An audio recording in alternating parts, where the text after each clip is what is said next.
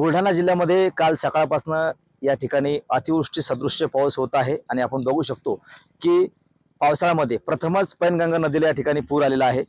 आपण जर पाहिलं तर पैनगंगा नदीला रात्रीपासून या ठिकाणी पूर आल्यामुळे नदीकाठच्या ज्या शेती आहेत त्या शेतीमध्ये या ठिकाणी पाणी शिरलेलं आहे आणि शेतीचं प्रचंड या ठिकाणी नुकसान झाले। शेतकऱ्यांचं मोठं नुकसान या ठिकाणी झालेलं आहे आणि पैनगंगा नदीला पूर आल्यामुळे पुणे नागपूर जो हायवे आहे तो सुद्धा या ठिकाणी सकाळपासून बंद आहे। दोन्ही बाजूच्या ज्या वाहनं आहेत ते दोन्ही बाजूला वाहनं या ठिकाणी थांबलेले आहेत।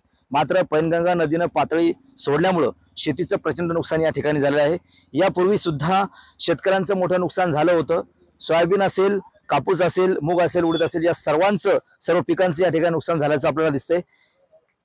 नदीची पातळी ओलांडून नदी ही शेतकऱ्यांच्या शेतामध्ये घुसल्यामुळे शेतीचं नुकसान या ठिकाणी झाले आणि शेतकऱ्यांनी एवढी मागणी केली आहे की तात्काळ शेतीचे पंचनामे करावे आणि शेतकऱ्यांना भरघोस अशी मदत द्यावी। कॅमेरामन निलेश देशमुखसह गणेश सोळंकी, TV9 मराठी, बुलढाणा।